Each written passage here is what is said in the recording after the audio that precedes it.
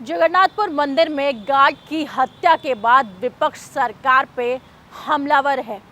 BJP के द्वारा सरकार को लगातार घेरा जा रहा है। बीजेपी के द्वारा झामुमो की जो कह सकते हैं, क्योंकि फिलहाल गठबंधन की सरकार है वो झारखंड में सत्ता चला रही है, उसे लेकर के कहीं ना कहीं कई सवाल खड़े किए हैं। विधि व्यवस्था को ध्वस्त बताते हुए ये एक दिवसीय जो धरना है वो भी जगन्नाथपुर मंदिर परिसर में देते हुए भाजपा के कई चेहरे नजर आए। बीजेपी का आरोप है कि राज्य में अपराधियों का मनोबल बढ़ चुका है और मंदिर जैसे पवित्र स्थल भी अब सुरक्षित नहीं है। इसी मुद्दे को लेकर के आज बीजेपी नेताओं और कार्यकर्ताओं ने जगन्नाथपुर मंदिर परिसर में एक दिवसीय धरना प्रदर्शन किया। हालांकि धरने को लेकर के विवाद सामने आया। यहां आरोप लगा कि प्रदर्शनकारी न्यायिक बोर्ड समिति से अनुमति लिए बिना धरने पर बैठ गए।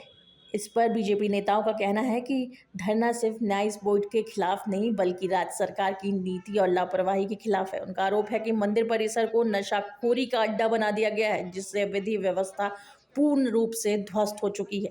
बीजेपी ये भी सवाल उठा रही है कि मृत्यु गार्ड की परिवार कोई भी सदस्य को किसी भी प्रकार की जो आर्थिक लाभ है वो सही रूप से नहीं मिल पा रही है, जिसकी वजह से जो स्थिति है वो और बिगड़ती हुई दिखाई पड़ रही है।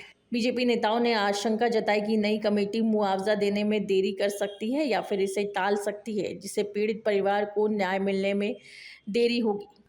धरना केवल अरे दीदी ऊपर में धरना केवल न्यास बोर्ड के खिलाफ नहीं, धरना सरकार के खिलाफ भी है कि यहाँ मंदिर को नशाखोरी का अड्डा बना दिया गया है।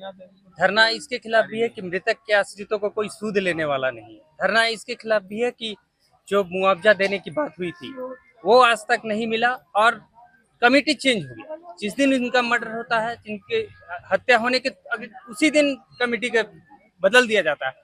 नई कमेटी फिर उसको पैसा देगी नहीं देगी। जो अध्यक्ष थे कार्यकाल में उन्होंने साइन किया, फिर अगला अध्यक्ष जो आएंगे वो देंगे या नहीं देंगे।